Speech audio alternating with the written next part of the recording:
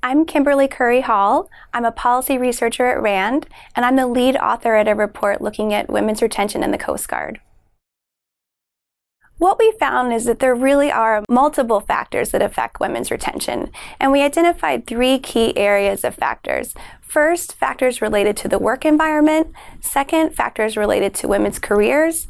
And third, factors related to women's personal lives. What we found was that leadership has a big impact on women's retention.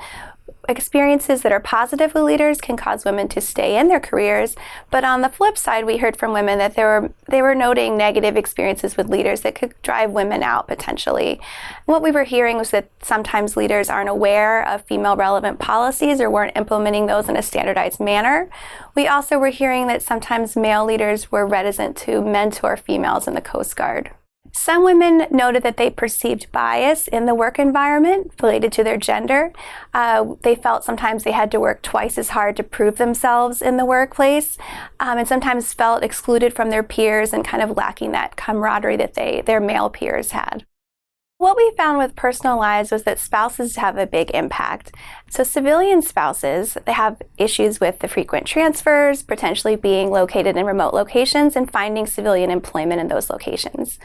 Now, for women that have military spouses, there are issues with co-location that they found frustrating over time. And it's important to note that over half of married women in the Coast Guard are married to other military members, and that's compared to just 7% of married men in the Coast Guard being married to other military members. So the issues of dual military marriages are really important for females in the Coast Guard.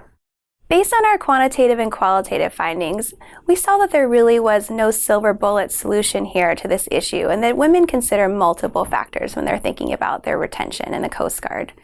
So our study recommends three key areas to improve this issue. First, to update personnel management systems. Second, to communicate relevant policies and strengthen leadership education. And third, to establish and track relevant metrics to really pay attention and monitor this issue. We were really encouraged to see that the Coast Guard set up a task force to look at these recommendations and to evaluate them and to look into implementing them. So we are very encouraged that there will be progress in this area based on the study and the Coast Guard's commitment to improving women's retention.